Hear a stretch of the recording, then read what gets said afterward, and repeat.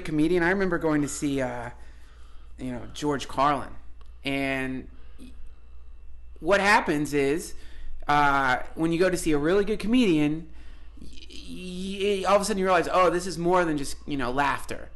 Holy shit, this is a lot more than just laughter. And then all of a sudden, a good comedian starts fucking with your subjective reality and starts deconstructing things that up until that point you'd never even considered. You'd always thought they were real. And so that, for some people, is an identity threat. And so I guess they get afraid because their world starts crumbling. Like when I saw Carlin, and he starts off with some kind of like hacky jokes, kind of like, I remember thinking like, oh man, where's the evil black necromancer that I thought George Carlin was. This is like these shit jokes. This is terrible. Then all of a sudden, he's talking about his dying wife's cancer screams, and then he's like, he's breaking down religion, and you can look through the audience, and you see some people, and they have just been dragged into the deepest water. Their worlds are crumbling inside their heads, and it's beautiful. I love it. It's beautiful to see, and because that's the best gift you can give somebody. It's the greatest thing you can give them is to destroy the parts of their identity that are based on falsehood and bullshit. And a good comedian will do that while making you laugh. Because that's the thing. It's like poison that tastes really good.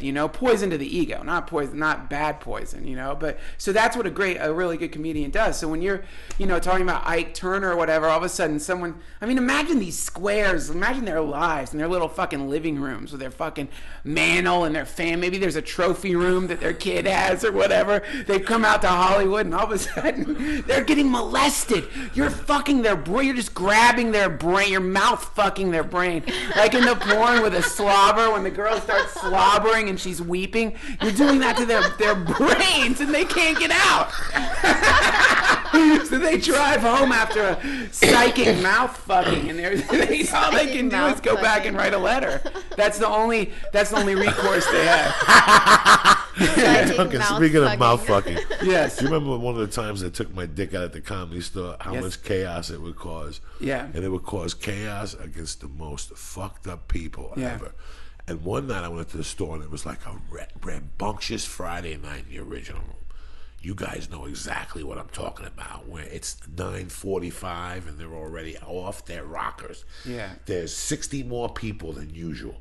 Yeah. And the lights are flickering, zzz, zzz. You walk up there, the energy's burning, and all of a sudden there's two fallouts and they make you go up there. The comic before me was Bobby Lee. And some hot fucking girl went up there and threatened Bobby Lee's dick, or he's Japanese, he doesn't have a big dick, something just obscene that I had never witnessed before in my life. I was in the back, even as a comic, I had never seen that. And all of a sudden, Rogan had to follow the thing, and she kept yelling at Rogan. And one thing led to another, and they're going back and forth, and the chick is hot, but she's a lesbian with another girl. So he gets off, and I got to follow him. And I go up there, and I got nowhere to go. And she's like, hey, chubby, or whatever the fuck, fat baby, whatever the fuck, So I said, listen, why don't you just shut the fuck up? You interrupted me. If you're going to come up here and take off your pants, take off your pants.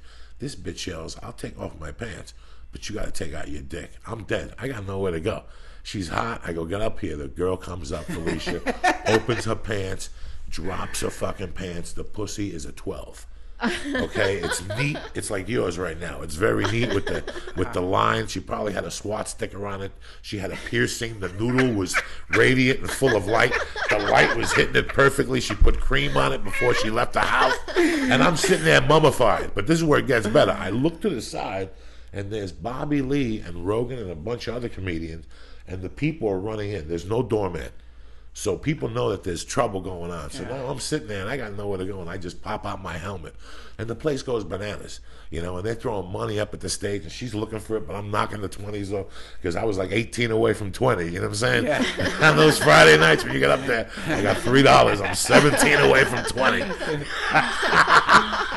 And I remember how much chaos it caused, like amongst the weirdest people. And it wasn't women. It would be guys that would complain, like a week later. Oh, really? Guy comedians would say something to me. Yeah. And I learned a lot from that. Like, I don't know how. It was just really, that was one of my lessons about L.A. and what's politically correct and impolitically, and how people react towards you, and Yep. you know, it's Wow, really I'm surprised weird. people got upset by that. Yeah. At the comedy Well, store. people haven't see you got these fucking you got real comedians who understand that it's pure chaos. You're a disciple of chaos. You're channeling chaos energy, and that's what it is. And then you've got these bullshit artists who have all these fucking rules. So they have this idea, oh, no, this is what stand-up comedy's like. Here's how it should work. And never in a million years would you ever, on the original room stage that has been graced by the likes of Robin Williams and Richard Pryor, to see Joey Diaz pull his genitals out on that stage. It is blasphemy. You know, there's people like that who are just fucking squares and they don't understand. They're just fucking cowards, and they're afraid of, you know, the moments that I think comedy's all about, which is where people transcend the narrow boundaries of society and fucking rise above it. It doesn't happen all the time, but it never happens in the same way. You know, it's at that moment, and that especially happens in the OR. Oh, after 11 o'clock, your yeah. heart goes Satan somewhere comes else. in. Satan After comes in. 11 o'clock, we were discussing this, how Yeah. I became a comedian because after midnight at the store, I have no reason to ever be insecure again about comedy. Ever. Right. Ever. I could look you in the eye and say, I'm a comedian. Why? Because you did this? No.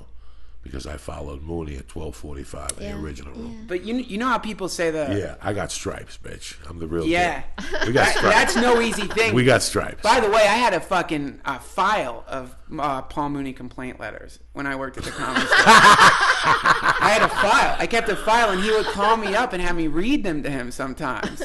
He loved them. He's like, oh, this is wonderful. Oh, this is great.